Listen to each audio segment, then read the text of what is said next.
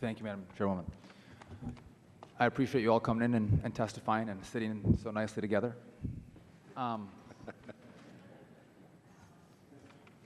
understand the concern. I've heard from, as every district, we have a lot of merchants in my district, in my community, and I understand the problem that they convey to me that they face with the interchange fees. But I do have this overwhelming concern about government stepping in and fixing prices. And I guess, Mr. Flum, to you, with regard to Visa, was this debit card philosophy developed by Visa?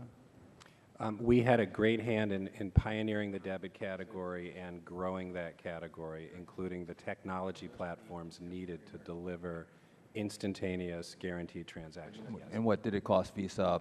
$100,000, $200,000? Oh, Congressman, over the years, billions and billions, and Billions if you of include the dollars. Okay. issuers, tens of billions. Fair enough. And are you familiar with Mr. Cantor's organization? Yes, very well. Okay. It's part of a lawsuit challenging interchange And so okay. forth. And were his clients investors in those billions of dollars that Visa spent to develop this technology? No, they were not. So you took the risk, you innovated a product, and now Mr. Cantor's clients enjoy that product. Is that right? Yes, sir. And is it fair to say, by way of Visa, that sales have gone up for merchants who use this Visa product?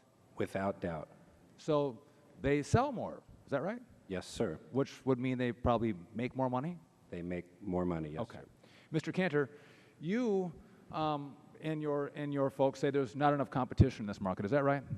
That's correct. There's But- price fixing now. But is it fair to say that your clients can use cash? Can they use cash? Yes. Sure. Yeah, and they can use checks as well, right?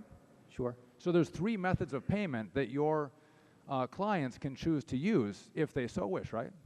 The Is problem that correct? comes, there are many methods of payment, yes. The But problem is they like the Visa product.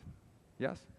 the Visa is one product. They have credit and debit, but there's no competition among different cards and But fees. there is That's competition unfortunate. with the payment method, right? You can accept check, you can accept cash, or you can accept Right. Visa. Thankfully, that was part of the Durbin Amendment, that we could discount based on those differential prices. And so we're talking about, what's the appropriate charge here, right? Why don't your clients just pass that cost on to the consumer? Say, well, listen, we'll give you 1.5, we'll give you a 2% discount if you use cash or check. There's two things. One, consumers are paying these fees right now in the form of higher prices. But they don't see them, right? They don't see them, which is So why bad. don't you let them see the fees? Pass it on to them. We have started doing that. Since the Durbin Amendment passed, there's been actually a large uptick in cash discounts, particularly at gasoline stations, at some restaurants. And then the Visa has been quite aggressive about pushing Sure. us not to do that. in the But rental wouldn't that be the answer?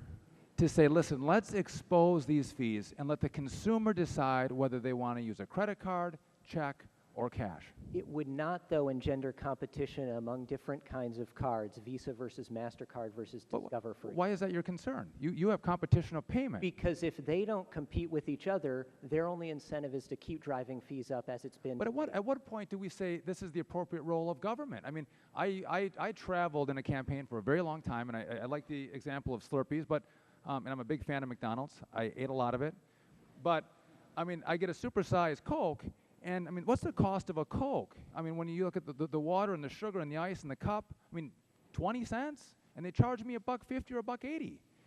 We should get involved and regulate the price of McDonald's Coke. I mean, is that how far we're going to go? If McDonald's fixed their prices with their competitors, the government not only should but would get involved. I go to Burger King and We're I go to saying Taco here- Bell, and they're all the same price. They're competing. They're competing that price down. I don't If know. they fixed it, trust me, their profit margins wouldn't be 1 to 3%. They are very But low. is it fair to say, if we look behind the curtain, there's other expenses and costs that feed into that $1.50 or $1.80 supersized Coke that I get? I'm I not guess an with expert that, on Mr. Cokes. Kemper, do you think that the Fed has analyzed all the costs that go into the fees that the banks charge, or interchange fees that are charged? I think they absolutely have not, because there are a lot of other costs ranging all the way from marginal to semi-fixed that are part of that product. And thank you. And I want to get to one other question. Congressman, Quickly, Mr. Salzer, you indicated that with the check guarantee service, can I just have 30 seconds? No. Okay. First of all, what do you guys pay on average per transaction to your Visa? 44 cents, 50 cents? Average on debit transactions is about 29 cents across all 29 cents. And you have a small- testified earlier that if you have a check guarantee, you pay about half of that. Is that right? That's right. So you pay about 14.5 cents if you're going to get a guarantee for a check. Something on that order. And right now, the maximum you're going to pay with Visa with this new rule is 12 cents. Is that right? It's not apples to apples. Check's guaranteed, debit's not. I yield back. Thank you, Mr. All of us hungry.